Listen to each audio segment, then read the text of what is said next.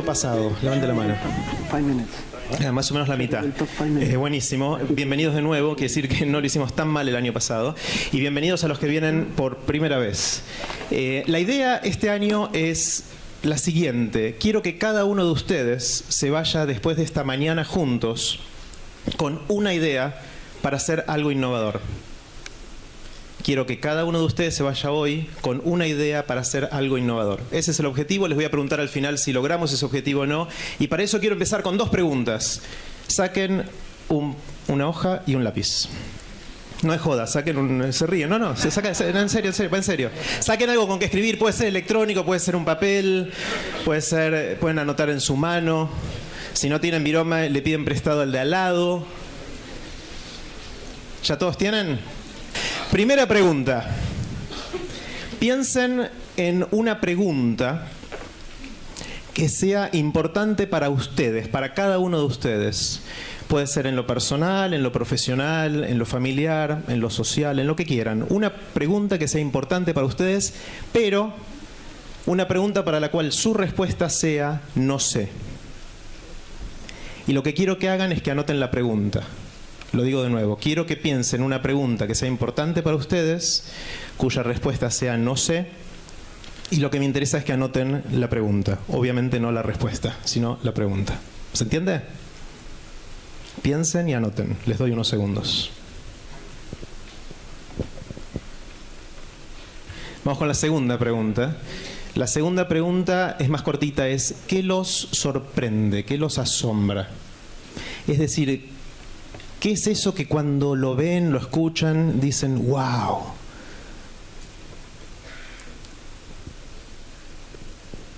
Anoten la respuesta a esa pregunta. ¿Qué los asombra? ¿Qué los sorprende?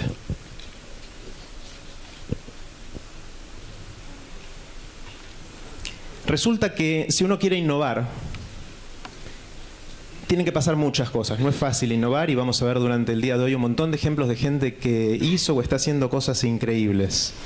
Pero hay 2 disparadores, 2 cosas que son la materia prima de la innovación, que son indispensables. Sin esto no hay innovación. No es suficiente, pero sí es necesario. Y las 2 cosas necesarias es la capacidad de asombro y la capacidad de decir no sé. Y de saber cuáles son esas preguntas para las cuales no sé la respuesta y qué son las cosas que me asombran. Entonces, por eso les pedí que lo anoten. También le pedí a casi todos los oradores que me digan sus respuestas a estas 2 preguntas. Y en lugar de presentarlos con sus títulos y con decoraciones, que tienen un montón, voy a compartir con ustedes, cada vez que presente a alguno de los oradores, qué los asombra o qué es algo que ellos no sepan. Vamos a hablar de innovación y vamos a escuchar un montón de gente que literalmente está haciendo cosas que nos van a volar la cabeza. Pero quiero contarles una historia de cuán difícil es predecir hacia dónde va la innovación. Muchos de estos oradores les van a decir, sí, porque yo hago esto porque después quiero lograr tal cosa. Pero para agregar un toque de incertidumbre y de humildad a lo que vamos a escuchar, les quiero contar la historia de un señor que se llamaba Gutenberg, que seguramente oyeron hablar, que inventó ni más ni menos que la imprenta. En 1439... Gutenberg inventó la imprenta. Y si le hubiésemos preguntado a Gutenberg en ese momento, che, ¿para qué sirve lo que hiciste y en qué va a influir el mundo? Quizás él podría haber dicho, bueno, no sé, es un buen negocio. O quizás, si se aventuraba más, podía decir, con esto voy a cambiar las reglas del juego en el mundo. Voy a hacer que la gente pueda educarse, que pueda aprender a leer. Puedo democratizar el acceso a la información y a la cultura en todo el mundo. Eso quizás sí era muy soñador. Porque de hecho fue lo que logró. Los siguientes 500 años, por lo menos, fueron los años del libro, de la palabra impresa, y de esa manera logramos hacer un montón de cosas en el mundo. Sin embargo, hay algo que Gutenberg jamás podría haber dicho, y que es algo que tuvo tanto o más impacto que los libros que democratizaron la cultura y la educación en el mundo, y que fueron resultado directo de la imprenta, y que en general no sabemos. Quiero contarles eso. Resulta que hasta que apareció la imprenta, la gente en el mundo no necesitaba ver de cerca, no necesitaba hacer esto. Hasta antes de la imprenta, salvo que uno fuera un artesano que hacía cosas chiquititas o un monje escribiendo en un templo, en una iglesia, era probable que jamás haya tenido que fijar la mirada cerca.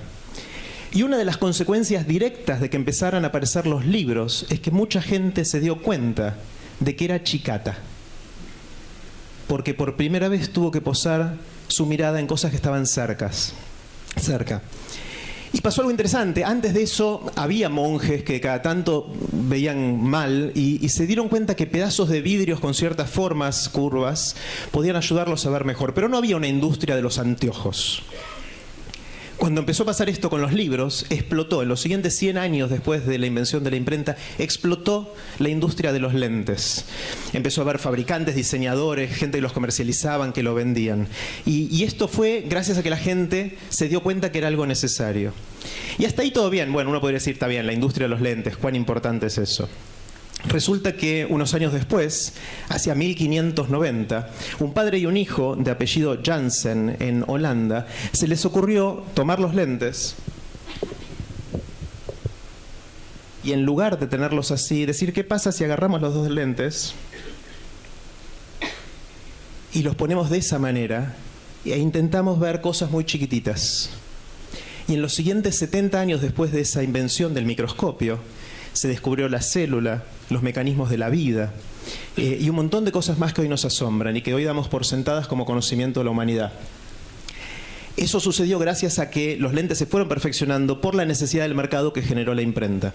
Tarde o temprano esto hubiese sucedido, quizás, pero la imprenta lo aceleró un montón. Unos poquitos años después, 1609, otra gente en Holanda se dio cuenta que si ponían los lentes ahora así, y los acercaba y alejaba, podía ver cosas que estaban lejos como si estuvieran cerca. E inventaron el catalejos, que al año siguiente, un año después, 1610, Galileo apuntó para Júpiter y descubrió las 4 lunas principales de Júpiter, que redefinieron nuestro concepto del universo, del lugar de la Tierra en el mundo y del lugar del hombre en el mundo. Todo esto fueron consecuencias inesperadas de la imprenta, que seguramente compiten en términos de impacto, saber sobre los mecanismos de la vida y qué lugar ocupamos en el universo, con la posibilidad de democratizar el conocimiento y la cultura. Seguramente esto Gutenberg no lo sabía, como tampoco los oradores que van a escuchar hoy saben de todas las consecuencias que van a tener las invenciones, los desarrollos, las innovaciones que están haciendo. Así que con esa lente les pido que miren y escuchen, tratando de imaginarse qué cosas más pueden pasar cuando vayan escuchando a los oradores de hoy. Tonight